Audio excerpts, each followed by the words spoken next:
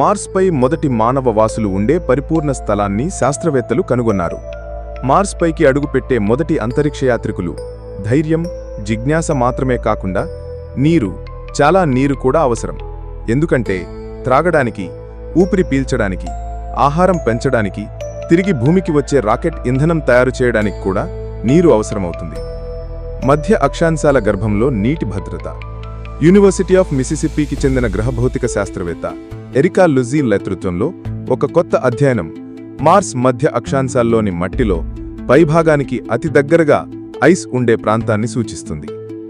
Mars యొక్క అగ్నిపర్వతాలను పరిశీలిస్తూ NASA యొక్క మార్స్ రికానసెన్స్ ఆర్బిటర్పై ఉన్న హైరైజ్ కెమెరా తీసిన అతి స్పష్టమైన చిత్రాలను పరిశీలిస్తూ లుజీ మరియు వారి బృందం అమెజానిస్ ప్లానెటియా అనే విస్తృత అగ్నిపర్వత సమతలాన్ని అధ్యయనం చేశారు. ఆ చిత్రాల్లోని ప్రత్యేక ఆకారాలు, తాజాగా కనిపించే తెల్లని అంచుగల క్రేటర్లు, బహుముఖ సాంద్రణ ప్యాటర్న్లు, చిన్న అలజడిలాంటి భూభాగం, ఇవన్నీ భూమిపై భూగర్భ ఐస్ వల్ల ఏర్పడినవే.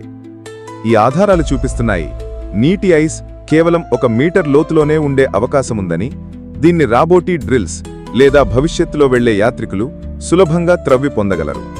అంతరిక్ష యాత్రికులకు జీవనాధారం. మనిషిని మార్స్కు పంపాలంటే నీరు తప్పనిసరిగా కావాలి.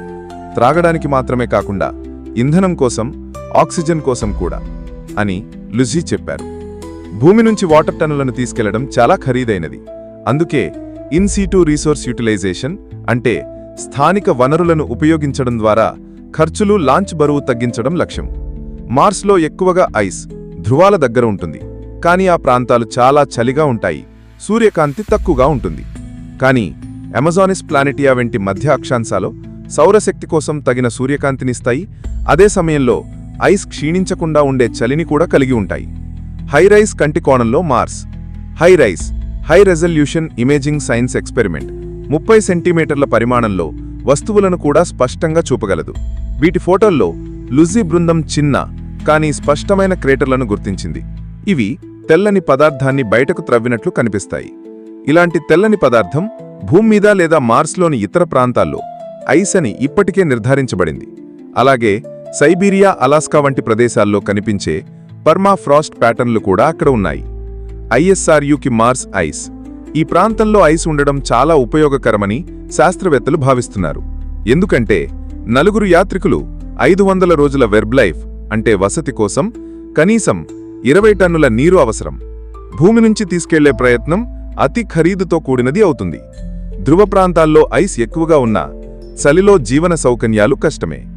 సమతల ప్రాంతాల్లో ఐస్ లోతులో ఉంటుంది, కానీ మధ్య అక్షాంశాల్లో ఉన్న ఐస్ సరైన పరిష్కారం అవుతుంది. మార్స్పై జీవితం. నీటి ఐస్ కేవలం యాత్రికుల కోసమే కాదు, జీవవశేషాల కోసం కూడా కీలకం. ఎందుకంటే భూమిపై ఐస్ జీవ సంబంధ సూచనలను పదిలంగా ఉంచుతుంది. నిశ్చయం కోసం రాబోటి పరీక్షలు.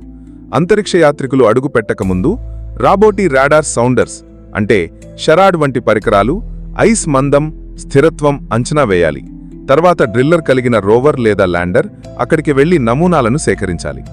ముగింపు. మానవులు మార్స్పై అడుగుపెట్టే రోజు ఇంకా దూరంలోనే ఉన్నా ఈ అధ్యయనం మానవవాసాలకు సరైన ప్రాంతాన్ని సూచిస్తోంది. అక్కడ ఉన్న నీరు భవిష్యత్తులో జీవన సౌకర్యాలకే కాదు, పూర్వ జీవ సూచనలకు కూడా మార్గం చూపగలదు.